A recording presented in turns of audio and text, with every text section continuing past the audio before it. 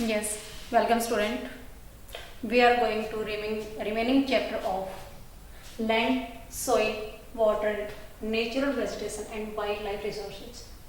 बेटा land resources के बारे में हमने लास्ट वीडियो में पढ़ा था. अब हम सॉइल रिसोर्सेज के बारे में पढ़ेंगे.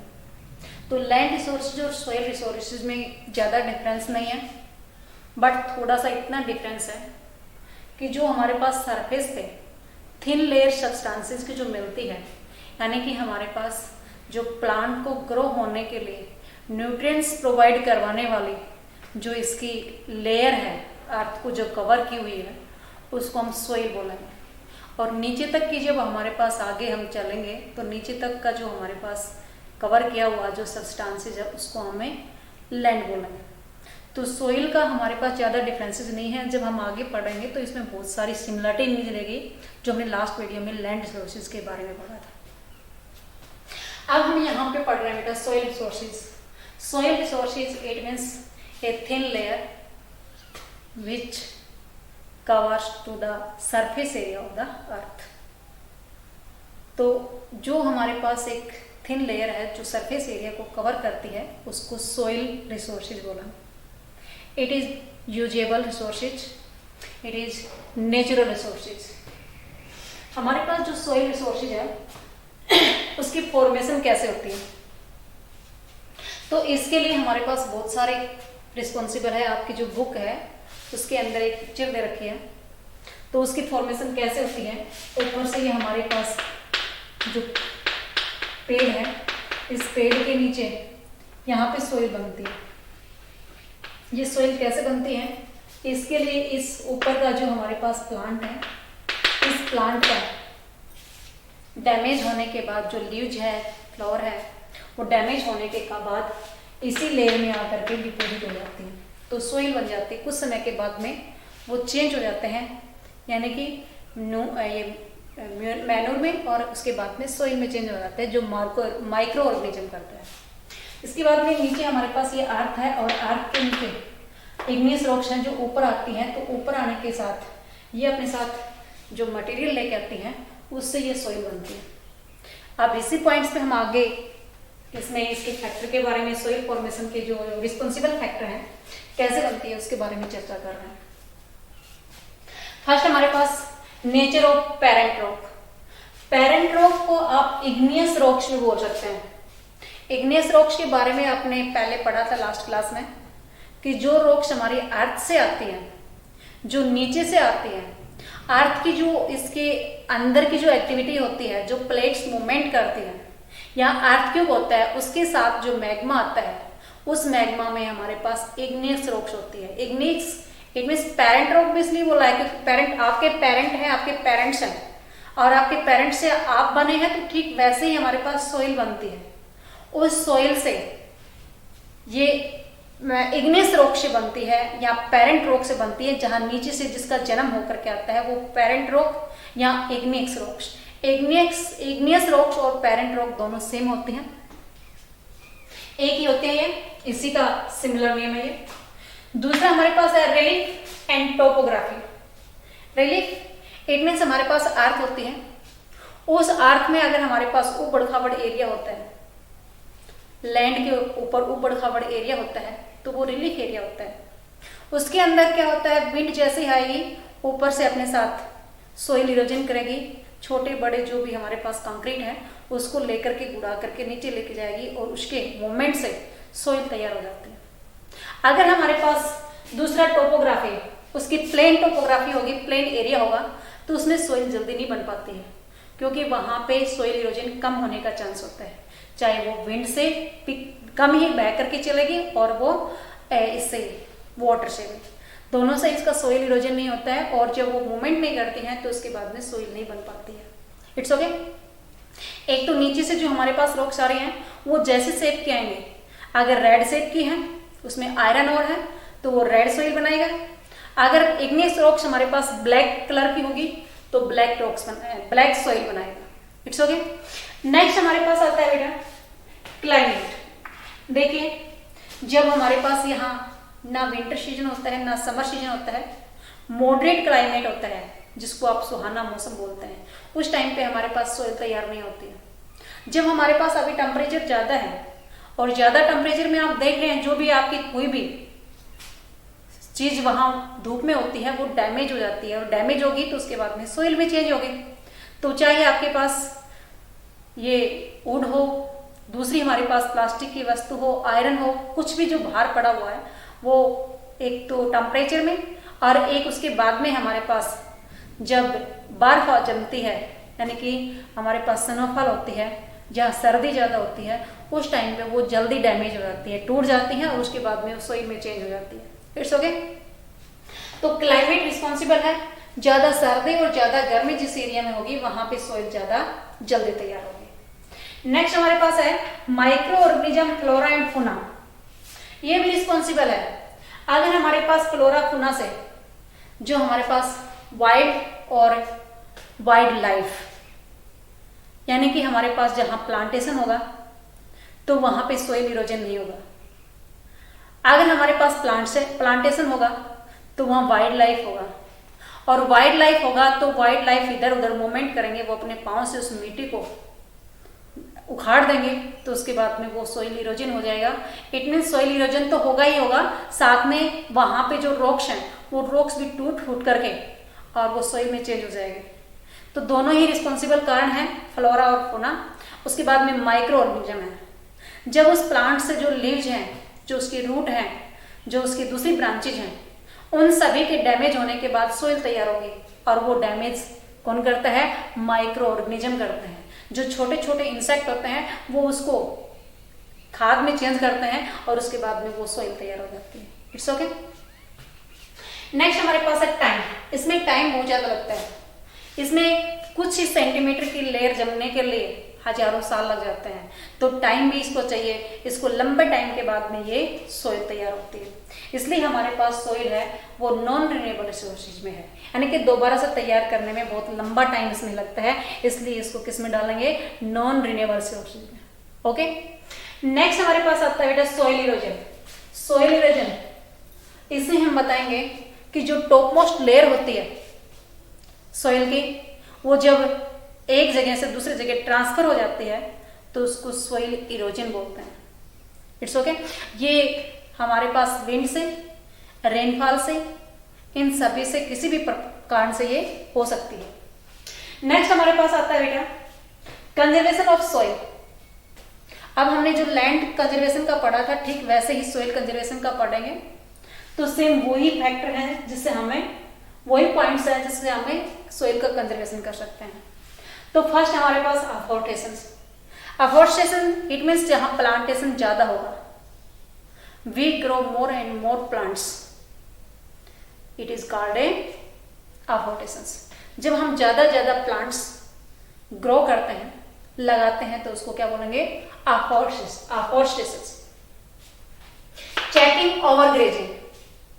ओवरग्रेजिंग को चेकिंग करके, इट मीन्स हमें ओवरग्रेजिंग नहीं करनी चाहिए।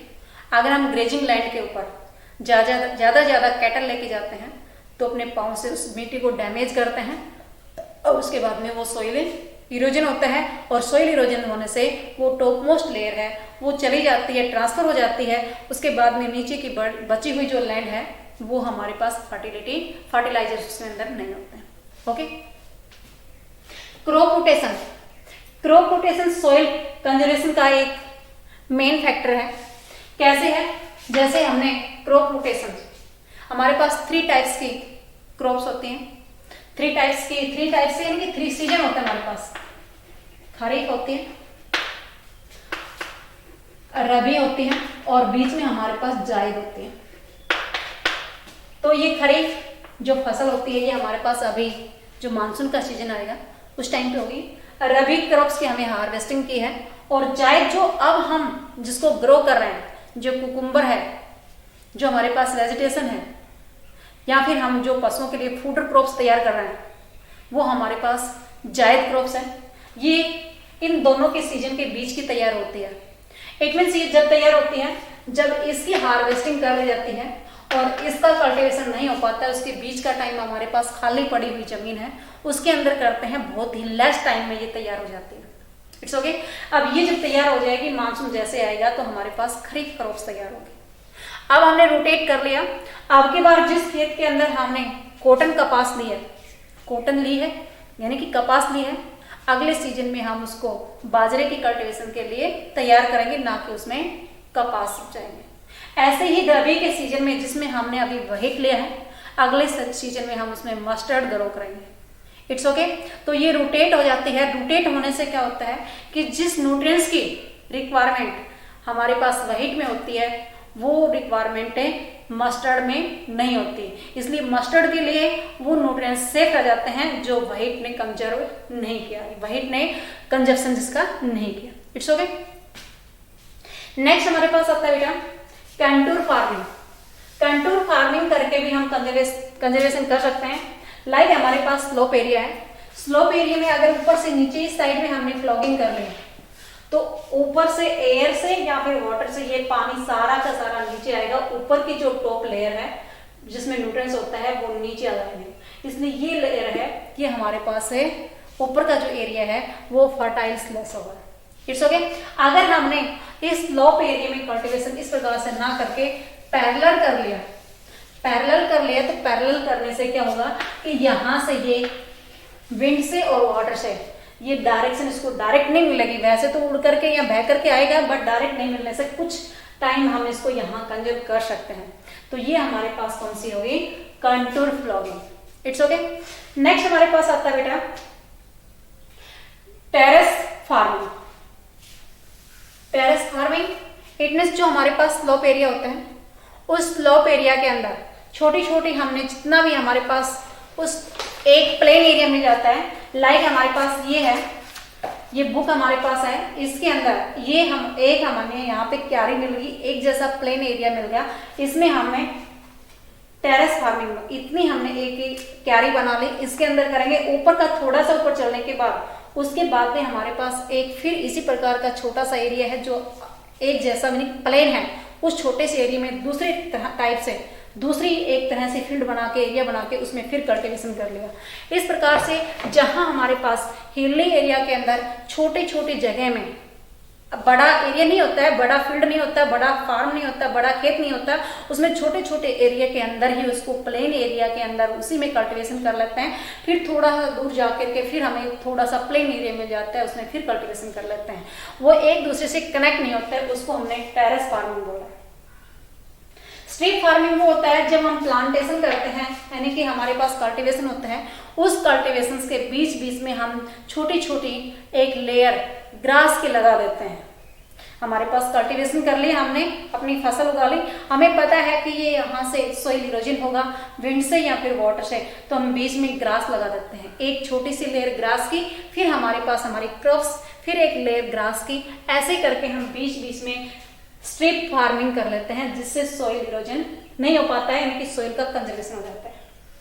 कवर क्रॉपिंग इट मींस हमारे पास जो बड़ा छोटा जो एरिया है, छोटा एरिया है, उस एरिया के चारों तरफ से हम शेल्टर बेल्ट लगा लेते हैं। अब जहां पे हमने क्रॉपिंग की है, हवा के माध्यम से वो सोइल इरोजन नहीं होगा, क्योंकि जो चारों तरफ से उसकी शेल्टर बेल्ट लगी हुई है। इट मींस उस खेत के चारों ओर हमने जो प्लांटेशन कर लिया वो इस सोइल इरोजन से हमें बचाएगा। सोइल इरोजन नहीं होगा तो सोइल का कंजर्वेशन होगा, वो विंड से या वाटर से, क्योंकि वाटर के कारण तो वो उसकी जो रूट होती है वो उसको अपने कंट्रोल में रखती है, सोइल को इरोजन नहीं होने देती, और वो हवा का जो फॉलो है वो वहाँ पे ज़्यादा नहीं हो पाता, उसके बाद में वो बैरियर का काम करने शुरू हो जाती हैं। इसलिए जो शेल्टर बेल्ट है वो हमारे पास सोइल कंजर्वेशन का काम करती है। रॉक डैम्स यानी कि बीच बीच में हमें एक एक डैम्स बना करके, यानी कि छोटा छोटा बैरियर लगा करके, जिससे वो सोइल दूसरी जगह मूवमेंट ना करे, इसके माध्यम से ये सारे हमारे पास सोइल कंजर्वेशन के मेन फैक्टर हैं, जिसके द्वारा हम इसका सोइल कंजर्वेशन कर सकते हैं। It's okay. अच्छा, अभी इसी में मैं थोड़ा सा और आगे एक्सप्लेन कर रहा हूँ बेटा। इंडिया का सोइल देखिए, आपके पास टेबल दी हुई है, आप अच्छे से उसको देखना। तो इंडिया में डिफरेंट टाइप के सोइल है। हमने यहाँ पे देखा था कि नेचर ऑफ पेरेंट रॉक, दूसरा हमने पास आ टोपोग्राफी या रिलीफ क्लाइमेट, ये सारा इन्हीं के कारण हमारे इंडिया के अंदर डिफरेंट डिफरेंट टाइप की सॉइल है।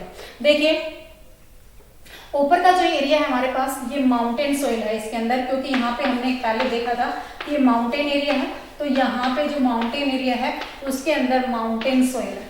It's okay. उसके बाद में यहाँ से हमारे पास इंडस रिवर जा रही है, ये सतलुज है और ये यमुना है, ये गंगा, ये ब्रह्मपुत्र है। अब ये जो रिवर है ये अपने साथ इस एरिया के अंदर सेडिमेंट्री रॉक से डिपॉजिट करती है, तो यहाँ पे हमारे पास अलाइवल सॉइल है, ये यहाँ, और साथ में हमारे पास ईस्टर्न कोस्टल एरिया और वेस्टर्न कोस्टल एरिया का जो छोटा सा एक ये लेयर में यहाँ पे इधर अलाइवल सॉइल है। It's okay. यहाँ गुजरात, महाराष्ट्र और तमिलनाडु यहाँ पे ब्लैक सॉइल है, क्योंकि ये इमेज ये देखिए ये हमारे पास किसके कारण हुई, ये तो हमारे पास हुई इसके अंदर रिवर्स के कारण, या यहाँ पे जो इसकी ट्रोपोग्राफी है ऊपर की, अगर ट्रोपोग्राफी यहाँ पे माउंटेन एरिया नहीं होता तो हमारे पास यहाँ रिवर्स नहीं आती, और रिवर्स नहीं आती तो यहाँ लाइवल सॉइल नहीं होती। दूसरा हमारे पास यहाँ पे ब्लैक सॉइल है, और ब्लैक सॉइल का जो रीजन है वो केवल और केवल यहाँ पेरेंट रॉक का है, क्योंकि यहाँ से जो नीचे से जो हमारे पास मैग्मा आया है वो मैग्मा का कलर ब्लैक था, इसलिए यहाँ पे ब्लैक सॉइल है। ये हमारे पास सैंडी सॉइल है यहाँ पे, ये सैंडी सॉइल क्यों है, क्योंकि यहाँ पे थार डेजर्ट है और वहां पे वो जो सैंडी सॉइल है उसके अंदर वाटर का कंजप्शन नहीं हो पाता, सारा वाटर नीचे चला जाता है। ये हमारे पास यहाँ ये और ऊपर आसाम की साइड में, इस साइड में हमारे पास लेटराइट सॉइल है। उसके बाद में ये हमारे पास यहाँ पे ये रेड सॉइल है, क्योंकि मैंने अभी लास्ट में बताया था कि इस एरिया के अंदर हमारे पास आयरन ओर होता है, और आयरन ओर होने के कारण ही इसके अंदर रेड कलर होता है, इसलिए हम इसको रेड सॉइल का नाम देते हैं। It's okay. इसलिए इसका अलग अलग रिस्पॉन्सिबल फैक्टर जो अभी हमने बात की थी वही है जिससे हमारे इंडिया के अंदर डिफरेंट डिफरेंट टाइप्स की सॉइल होती है। It's okay.